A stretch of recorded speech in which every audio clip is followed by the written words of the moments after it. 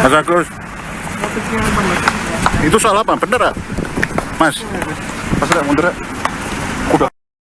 Anggota Polres Probolinggo yakni Bribka AS, pelaku pembunuhan mahasiswi UMM berinisial FAN, 21 tahun dibawa ke Mapolda Jawa Timur pada 22 Desember sore hari. Selama digelandang, Bribka AS hanya menunduk dengan tangan di borgol, bahkan terdiam saat dicecar pertanyaan oleh media. Adapun dugaan sementara motif pembunuhan mahasiswi yang dilakukan oleh Bribka AS lantaran ingin menguasai harta korban. Informasi selengkapnya terkait update terbaru kasus pembunuhan mahasiswi UMM ini akan dilaporkan langsung oleh jurnalis Tribun Jatim rekan Luhur Pambudi. Akan laporan Anda. Oke, baik Anggra. Jadi anggota Polda Jawa Timur dari pihak penyidik Ditreskrimum Polda Jawa Timur dari Subdit 3 Jataras Polda Jawa Timur akhirnya menunjukkan ke hadapan publik 2 orang tersangka atas kasus pembunuhan FAN 21 tahun merupakan mahasiswi UMM yang jenazahnya ditemukan di sebuah parit yang ada di kawasan Kabupaten Pasuruan. Jadi 2 orang tersangka atau pelaku ini adalah salah satunya adalah anggota kepolisian yang berdinas di Polres Probolinggo, yakni Bribka Agus, dan seorang temannya merupakan warga sipil yang ternyata merupakan teman semasa kecil, yakni adalah pelaku Suyitno 39 tahun.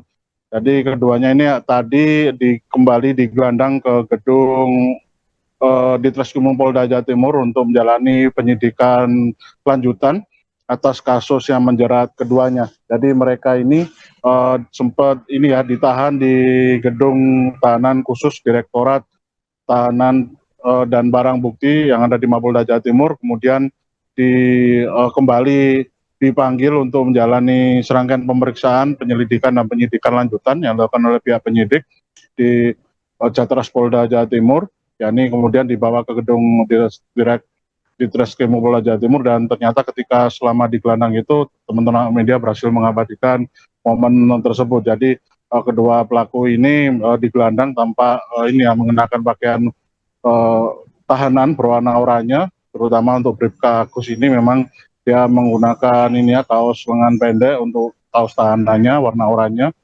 dan bercelana pendek 3/4, kemudian bersendal jepit.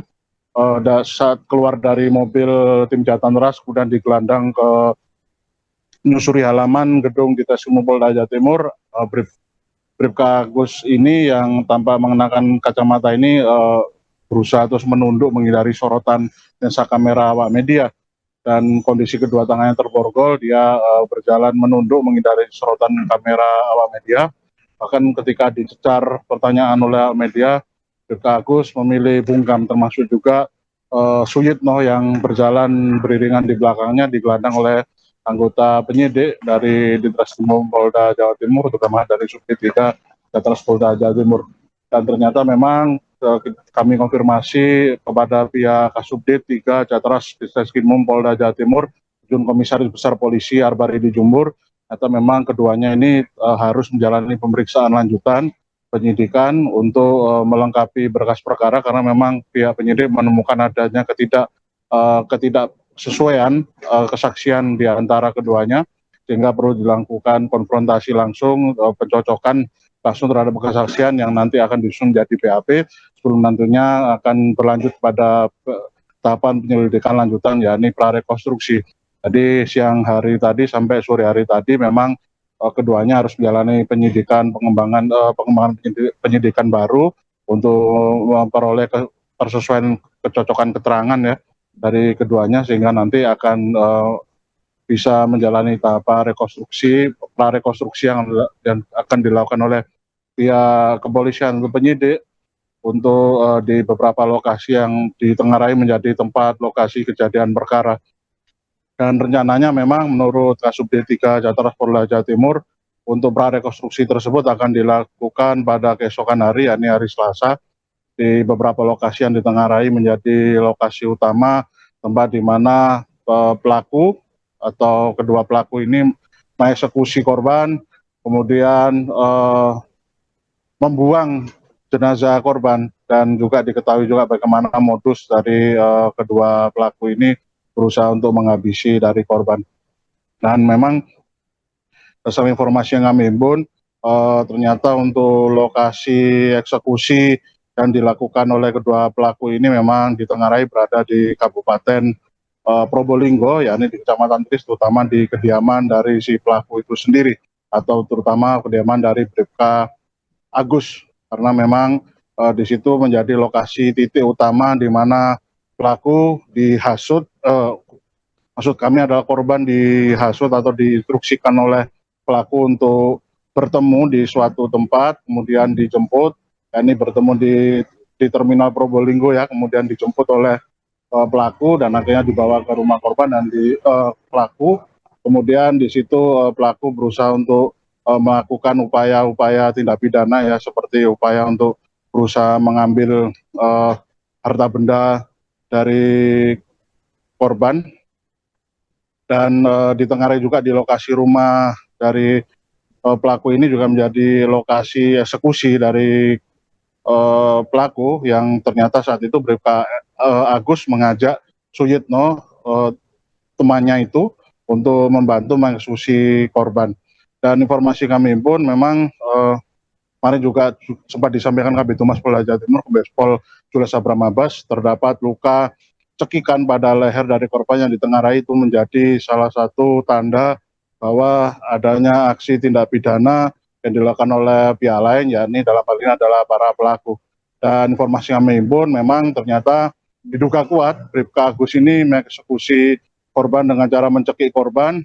Kemudian sebelum mencekik korban adalah korban ini disekap atau diikat ya ke kondisi tubuhnya, kedua ini ya, bagian anggota gerak atas dan anggota gerak bawah, dan Suyitno ini diduga kuat membantu Bribka Agus untuk memegangi kaki dari korban untuk dieksekusi atau dicekik. Kemudian setelah meninggal dunia, ternyata memang keduanya ini berkomplot untuk sepakat membuang jenazah ke beberapa lokasi yang dianggap mereka bisa menghilangkan jejak. Dan memang berdasarkan informasi kami input juga, kedua pelaku ini ada upaya untuk mengaburkan kematian korban dengan cara membuat seakan-akan jenazah korban yang ditemukan di Pasuruan ini adalah menjadi korban tindak pidana tabrak lari atau kecelakaan tak bertanggung jawab dari pengguna jalan,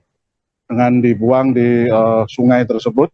Dan ternyata informasi kami himpun, rencana mengeksekusi atau menghilangkan nyawa korban ini sudah dirancang oleh Bribka Agus ini sudah sejak 1 bulan sebelum hari eksekusi.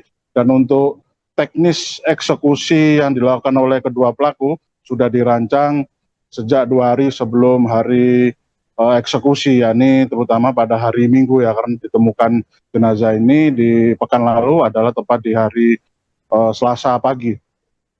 Dan memang terdapat beberapa benda yang cukup aneh bagi pihak penyidik, yakni ada berupa ini helm, kemudian helm ya, terutama memang itu ternyata helm itu dibeli, dipersiapkan oleh para pelaku agar bisa dipakai oleh korban yang nanti akan ketika ditemukan jenazahnya dianggap sebagai korban kecelakaan atau tindak pidana orang pengendara tidak bertanggung jawab dalam insiden kecelakaan.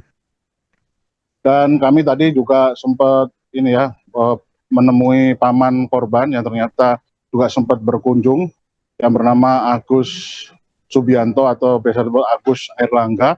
Dan tadi memang hari ini juga sempat berkunjung ke Ditreskrim Polda Jawa Timur untuk berkomunikasi pada pihak penyidik dan meminta pihak penyidik untuk bisa menerapkan konstruksi pasal terhadap kedua pelaku ini menjadi pasal yang maksimal, yakni pasal tindak pidana pembunuhan berencana, pasal 340 KUHP, yang akhirnya ini dianggap Agus Subianto sebagai salah satu bentuk ini ya, keinginan dari pihak keluarga korban untuk bisa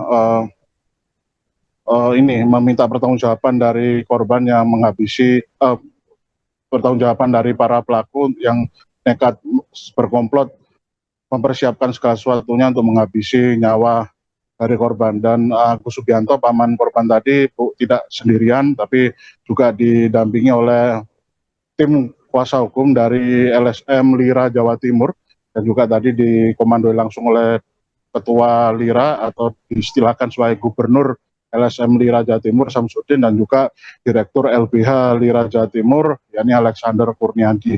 Tadi juga mengawal kedatangan dari Agus Subianto, Pak. Agus Subianto ini untuk bisa berkomunikasi pada penyidik kasus atas kematian keponakannya agar bisa diakomodir keinginan dari pihak keluarga untuk pihak penyidik bisa menjatuhkan hukuman pidana secara maksimal terhadap korban, terhadap pelaku, maksud kami, pelaku yang berjumlah 2 orang ini. Dan memang beberapa waktu yang lalu Tribun Jatim Network, jurnalis kami yang ada di Probolinggo juga sempat mewawancarai Ramlan, ayahanda dari korban, yang menceritakan memang kondisi hubungan dari pihak Bribka Agus memang tidak memiliki komunikasi yang baik dengan anggota keluarganya, terutama dengan ini ya, termasuk juga dengan korban. Yang memang ditengarai ada indikasi kuat memang motif untuk menghilangkan nyawa yang dilakukan oleh para pelaku ini terhadap korban ini memang atas dasar motif sakit hati, dendam, dan upaya untuk menguasai harta benda atau barang-barang dari pihak korban. Dan namun itu masih akan terus dilakukan ini bersesuaian dengan hasil penyelidikan dan penyidikan dilakukan oleh pihak tim Jatmas Polda Jawa Timur. Dan nanti kita akan saksikan hasil perkembangannya karena memang masih banyak beberapa tahapan yang belum dipublis oleh pihak kepolisian Polda Jawa Timur, seperti hasil otopsi, luka-luka secara spesifik pada tubuh korban yang merujuk pada tindak pidana yang dilakukan oleh para pelaku, dan juga sarana pidana yang dilakukan oleh para pelaku, hingga akhirnya merujuk pada locus delicti, tempus delicti, yang nanti merujuk pada konstruksi pasal mana yang benar-benar akan diterapkan oleh pihak kepolisian terhadap para pelaku ini. Karena memang kemarin Tribun Jatim berusaha untuk mengkonfirmasi pada pihak penyidik melalui Kabid Humas Polda Jawa Timur, Kombes Pol Jules Abraham Abbas, mengenai konstruksi hukum terkait kasus ini. Memang Jules, Kabid Humas, Kombes Pol Jules ini hanya menceritakan kalau pelaku ini hanya memang akan dikenakan pasal terkait pembunuhan. Namun secara spesifik masih belum secara jelas terkait pembunuhannya ini apa. Apakah memang ada hal konstruksi lain yang masih didalami ataupun apa. Dan memang nanti Kabid Humas Polda Jawa Timur juga menjanjikan akan mengupdate perkembangan hasil penyelidikan dan penyidikan yang dilakukan oleh pihak tim Jatmas Polda Jawa Timur setelah benar-benar penyidikan ini, kasus ini dinyatakan rampung dan bisa disampaikan kepada publik. Demikian reportase kami, Anggra, kembali ke studio. Baik, rekan Luhur, terima kasih atas laporan Anda. Selamat bertugas kembali. Maju ya. Indikator.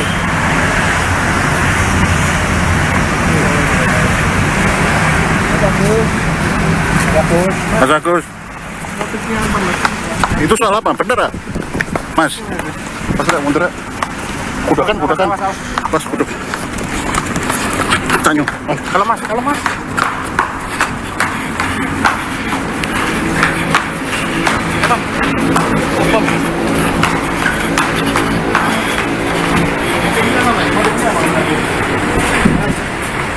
Motifnya apa, Mas?